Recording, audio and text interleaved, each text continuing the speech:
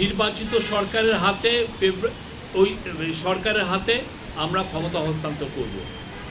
AB party, নাগরিক ঐক্য, গণসংহতি আন্দোলন, গণ অধিকার পরিষদ, এলডিপি, ইসলামী আন্দোলন বাংলাদেশ, জাতীয় গণফ্রন্ট ও হেফাজতে ইসলাম বাংলাদেশ, তারা আসলে কি এই ডিসকাশন করেছে অলরেডি। আমার ধারণা যে তারা আপনাদের সাথে সেটা অলরেডি শেয়ার করেছে এখানে। তো আমি চিফ অ্যাডভাইজার যা বললেন সেটা আবারও আমি আপনাদেরকে জানাচ্ছি।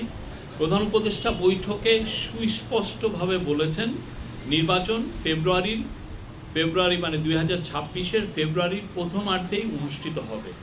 সুষ্ঠু ও উৎসবমুখর নির্বাচনের জন্য রাজনৈতিক দলগুলোর কাছে তিনি পরামর্শ চেয়েছিলেন মিটিংয়ে। তিনি বলেছেন, এটা তার কোট, আপনি লিখতে পারেন কোট হিসেবে, আনন্দ ও উৎসবমুখর পরিবেশে নির্বাচন হবে। জীবনে কখনো ভোট দিতে পারেনি তাদের জন্য এই নির্বাচন ভালো অভিজ্ঞতা দিতে হবে। যারা ভোট দিতে গিয়ে তিক্ত অভিজ্ঞতার সম্মুখীন হয়েছেন পূর্বে, তাদেরও ভালো অভিজ্ঞতা দিতে হবে।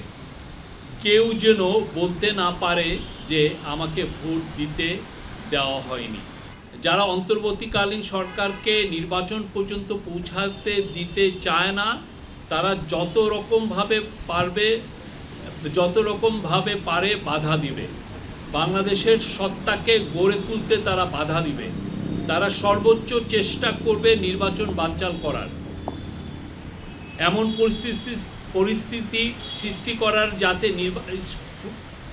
পরিস্থিতি সৃষ্টি করার চেষ্টা করবে যাতে নির্বাচন না হয়। এগুলোর কিছু কিছু লক্ষণ এখন দেখা যাচ্ছে, সামনে আরও আসবে। এই জন্য আমাদের আরও সতর্ক হতে হবে। আমাদের চেষ্টা হবে নির্বাচন করার, এবং নির্বাচন ফেব্রুয়ারির প্রথমার্ধে অনুষ্ঠিত হবে। নির্বাচিত সরকারের হাতে আমরা ক্ষমতা হস্তান্তর করব।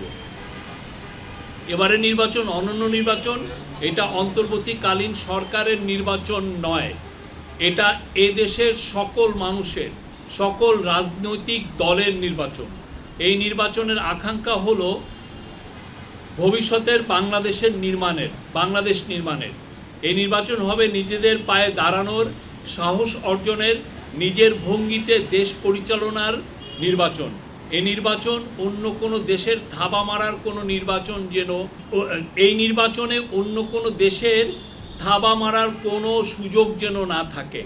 আমরা এই নির্বাচন আয়োজনে আপনাদের সর্বাত্মক সমর্থন চাই। উনি আবার বলেছেন, প্রতি পদে পদে বাধা আসবে, দ্বন্দ্ব তৈরি করার চেষ্টা করবে। আমরা যেন সঠিক থাকি, স্থির থাকি, সবাই একসাথে সহযোগিতা করি। এই ছিল ওনার বক্তব্য। আর উনি দুর্গাপূজার বিষয়েও মিটিংয়ে বলা হয়েছে যে সামনে দুর্গাপূজায় আমাদের সবার দায়িত্ব হলো শান্তিপূর্ণ পরিবেশ নিশ্চিত করা।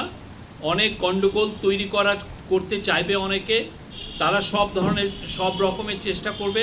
এ বিষয়ে সবাইকে সতর্ক থাকার আহ্বান জানিয়েছেন। দুর্গাপূজা গত বছর আপনারা দেখেছেন, এবারও উৎসবমুখর পরিবেশে শান্তিপূর্ণভাবে সারা দেশে উদযাপিত হবে। নুরুল হক নূরের ওয়াইফ মারিয়া আক্তার, নূরের দুইজন সহকর্মী রাশেদ খান এবং হাসান আল মামুন আমাদের চিফ অ্যাডভাইজারের সাথে দেখা করেন। মিটিংয়ে নূরের ওয়াইফ তার স্বামীর স্বাস্থ্যের একটা আপডেট দেন।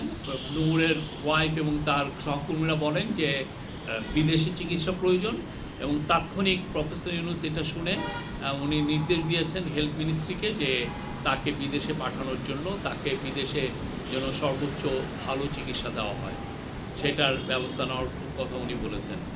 সভায় ওইখানে ল অ্যাডভাইজার ছিলেন আসিফ নজরুল জানিয়েছেন যে 1 সদস্য বিশিষ্ট একটি জুডিশিয়াল প্রোব কমিটি করা হয়েছে। এটার নেতৃত্বে থাকবেন জাস্টিস আলী রেজা।